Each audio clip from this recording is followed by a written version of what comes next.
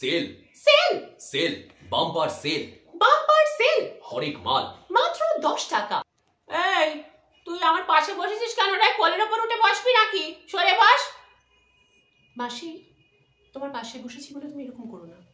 আমাদের সবার কিন্তু মাথা খারাপ, এখন পরিস্থিতি খুব খারাপ, তুমি এরকম ভাবে আমার সঙ্গে কথা বলতে পারো। তাহলে কিভাবে কথা বলবো? তোমার সঙ্গে পুজো করবো? তোমার পুজো করে কথা বলবো তোমার সঙ্গে? এত ভিড়ের মধ্যে তুমি কোলের উপর উঠে বসেছো? মাসি, তুমিও তো তোমার টিফিন খাওয়ার সময় আমার গায়ে পড়লো, আমি কিছু বলেছি তখন তোমাকে? এই তুই চুপ করে থাক, বেশি গলা তুলে কথা বলবি না, বলো গলা টিপে ধরবো তোর। প্লিজ মাসি, ভালো লাগে না আমার, এই জন্য আমি লোকালজনে উঠতে চাই না। ডিসকাস্টিং। কখনো মহিলাদের গলায়, আবার কখনো পুরুষদের গলায় কথা বলছেন তিনি। শুধু নারী পুরুষের কণ্ঠে নয়, বিভিন্ন মানুষের কণ্ঠ অবিকল নকল করতে পারেন এই যুবক।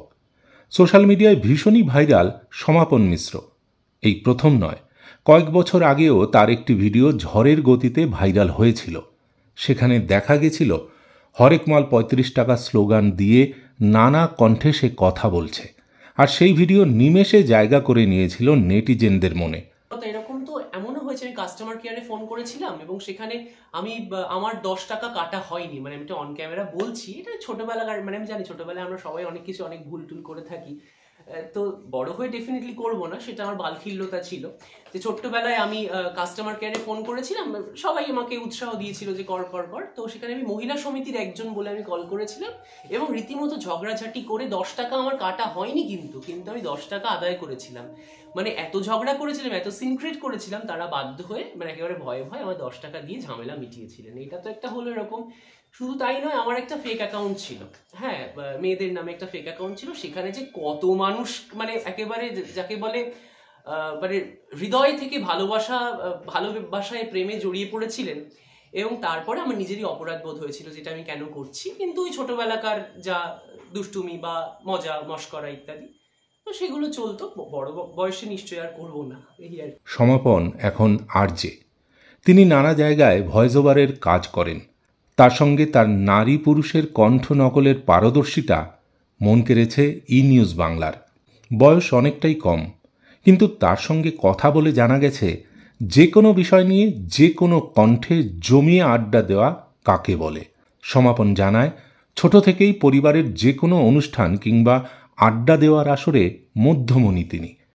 আমি তো বুঝতে পারতাম না যে এটা নিয়ে সিরিয়াসলি ভাবা যেতে পারে, তখন প্র্যাঙ্ক কল করতাম, প্রচুর প্র্যাঙ্ক কল করতাম বন্ধু বান্ধবদের সঙ্গে। যখনই এক জায়গায় বসতাম, আড্ডা দিতাম, আমি হতাম আড্ডার মধ্যমণি। আর আমার মানে আমার নিজের পরিবারেও আমি ছোটবেলা থেকে অনেক রকম ভয়েসে কথা বলতে পারি তা নয়, একদম ছোটবেলা থেকে। তবে একদম ছোটবেলা থেকে যে কোনো ফ্যামিলি গ্যাদারিংয়ে আমি ছিলাম মধ্যমণি। কিরকম, যে দাদুর নকল করা, ঠাকুমার নকল করা, অমুক চরিত্রের নকল করা বাড়িতে, তো তাদের নকল করে একটু দেখা, এইগুলো করতাম এবং সকলের ভীষণ হাততালি এবং উৎসাহ কুড়োতাম।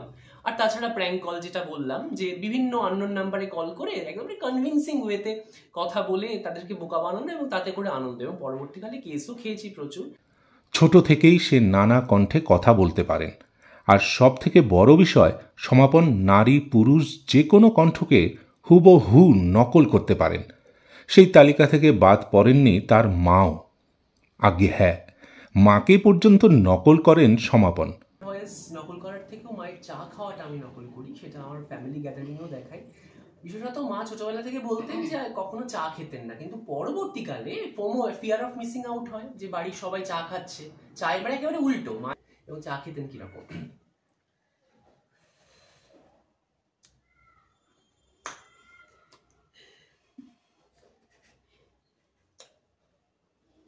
তোরা তো জানিস আমি চা খাই না,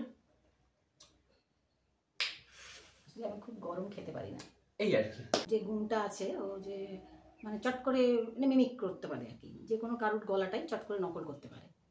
তা প্রথম যখন করতো তখন হয়তো মানে খুব একটা ভালো লাগতো না, তারপরে যখন দেখলাম যে এটা সকলের কাছে খুব প্রশংসিত হচ্ছে, এবার প্রশংসা পাচ্ছে, বাড়ির লোকেরা যে জমায়েতের মধ্যেও যখন বসতো এগুলো করতো, তারপর নিজে যখন ভিডিও ছাড়লো, আস্তে আস্তে দেখলাম মানুষজনও পছন্দ করছে, তখন বললাম না এটা নিয়ে হয়তো এগোতে পারেও। যাই হোক, তারপর তো ক্রমশ মানে গলার ওই সমস্ত কাজকর্মগুলো নিজে অনেকটাই ইমপ্রুভ হয়েছে। এছাড়াও বন্ধুদের সঙ্গে প্রচুর প্রাঙ্ক কল করেছে সে। ছোটবেলায় এই প্রাঙ্ক কল করার জন্য বন্ধুরা বারবার অনুরোধ করত, আর বেশ মজায় বিভিন্ন মানুষের সঙ্গে প্রাঙ্ক কল করে সে। এছাড়াও সমাপনের আরও একটি ভিডিও ব্যাপক হারে ভাইরাল হয়েছিল, যেখানে তাকে দেখা যায় লেডিস কামরায় মহিলারা একে অপরের সঙ্গে ঠিক কিভাবে ঝগড়া করেন। একদম যেন অবিকল সেই ঝগড়া করতে দেখা যায় তাকে, থুরি তার কণ্ঠে। শুধু নারী পুরুষের কণ্ঠই নয়, সে ছোট যে কোনো শিশুর কণ্ঠ নকল করতে পারেন।